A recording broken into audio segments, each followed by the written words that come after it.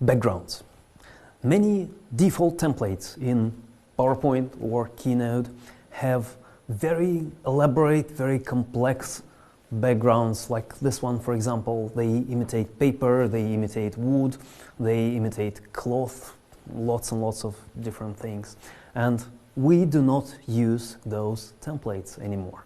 They are a legacy of a design approach, which, as it turns out, was a passing fashion called skeuomorphism. And let me explain what it is.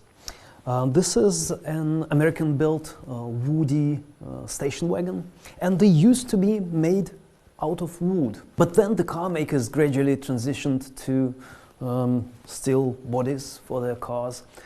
But the wood was kept for, I don't know, nostalgia reasons. It was familiar to the target audience. They used to be, for years and years and years, they looked at those woody station wagons, and it was just too much of a shift for them. So they replaced the actual wood with imitation wood.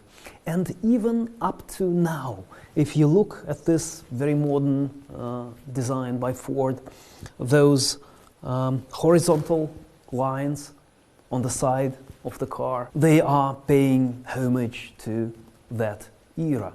And the same was true for computer design for a number of years. The electronic shelf used to look like the actual bookshelf, and people were amazed. Oh my God, it looks like exactly like the real thing. The electronic notepad used to look like the actual notepad with little bits of torn paper there. And it looked gorgeous.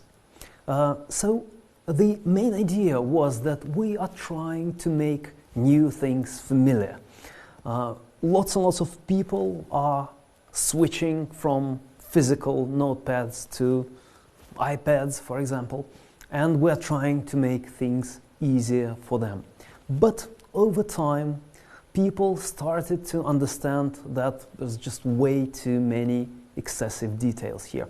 Once you know how these things work, you do not need this fake leather and fake paper anymore.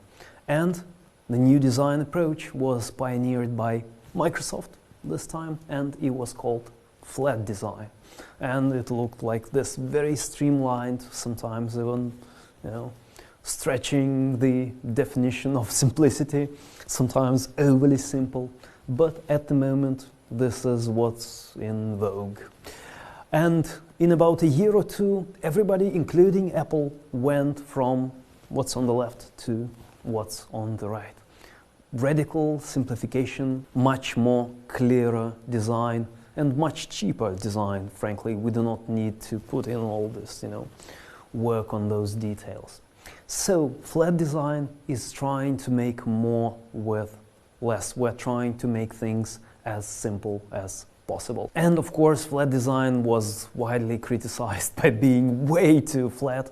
And at the moment, we see something called Flat 2.0. For example, an approach by Google called material design, which tries to combine certain elements of skeuomorphism with flat design. As you can see, there are shadows here, which is a very distinctive feature of skeuomorphic design.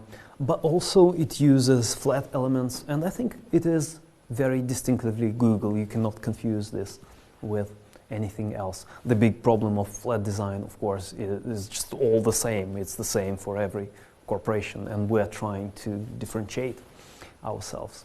This, for example, is a very distinctive Keynote template. I don't think you will have any trouble telling what company this is. This is, of course, Apple. And if you look at most of the large IT companies, Google, Amazon, Facebook, they all have something like this. They have their distinctive shade of blue or gray or some other color, and they use it with great effect. No page numbers, no logos, no nothing. Many people ask me, should I use light or dark background? And personally, I prefer light, or personally, I prefer white. I think it works much better if you print your slides.